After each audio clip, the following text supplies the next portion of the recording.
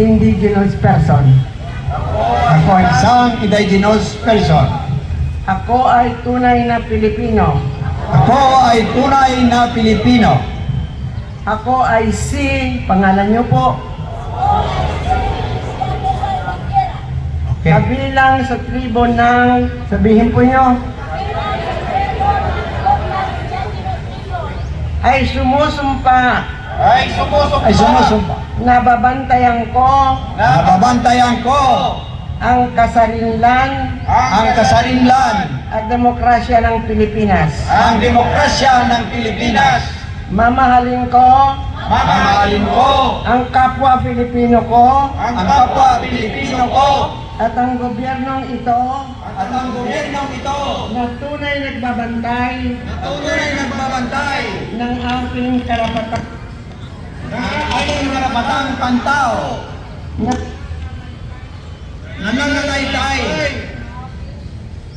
sa aking ang dugo ng opisinang unang ang dugo ng isang unang tao.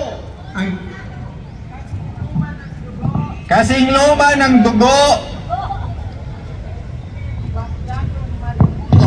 ni Dato Maricudo Raja Humabon at Dato Lapu-Lapu. at Dato Lapu-Lapu.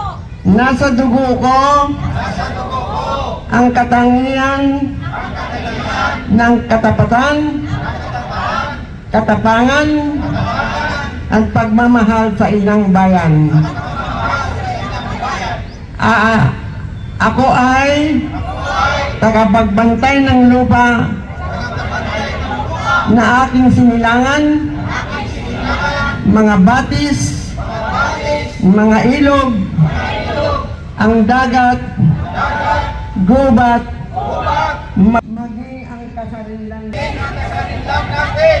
Patuloy kong ipaglalaban Patuloy kong ipaglaban ang karapatan ng bawat ang karapatan ng bawat sino mang tao sinumang tao saan mang dako ng Pilipinas. sa mga tao ng Pilipinas.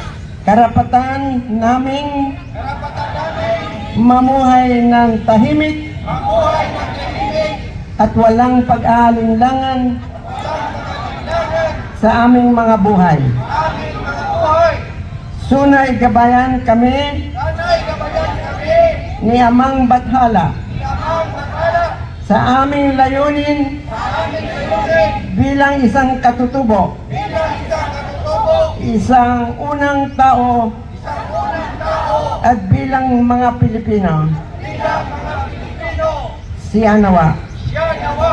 Petsa, Pebrero 22, 2025, nagpasumpa Ambassador Rosario Manalo. Salamat pong marami.